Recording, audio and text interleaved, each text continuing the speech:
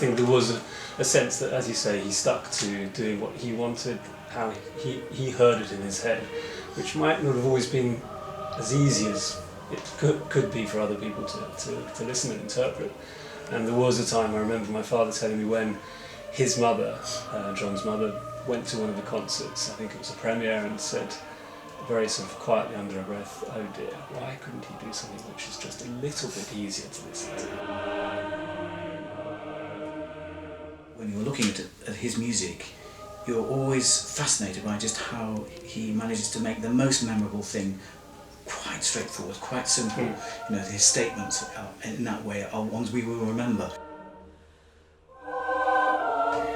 He had a flamboyant streak. Absolutely. He certainly enjoyed public occasions. He liked being a public figure.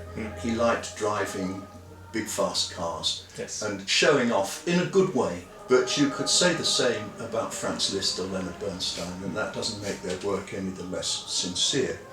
And that was always what fascinated me about John when I knew him at school, that there was a funny, extrovert, charismatic person there who was highly sociable, very well liked, and had a big circle of friends and admirers.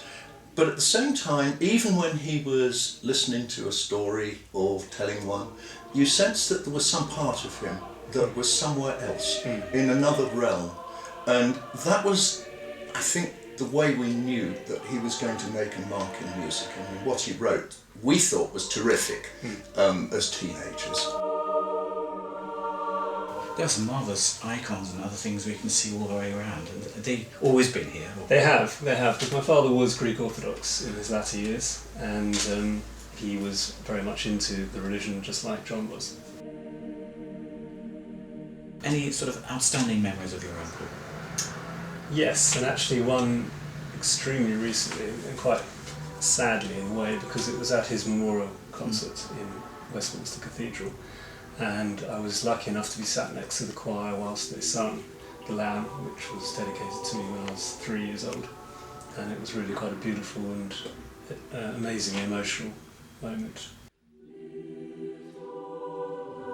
It's truly one of the iconic pieces, isn't it, of his output, that has sold, I mean, so well around the world. It became global quite quickly.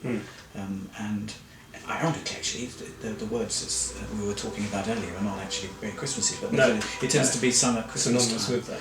Yeah. But it's those chords, isn't it, really, in the way that they just happen at the end. They just grab you in a particular way. The Scottish folk songs, I can't wait to hear. I mean, a rare excursion into the secular realm. And you know, the genius is coming through those, because they're well-known tunes to anyone who knows about Scottish folk songs, and yet unmistakably John Tavener. So David, November 25th is going to be a pretty special occasion, isn't it? Indeed it is, a great celebration of John's work, and we're looking forward, Simon, to welcoming you and your family at the Festival Hall, November 25th. Absolutely, we're very excited to come. Thank you. Thank you, John.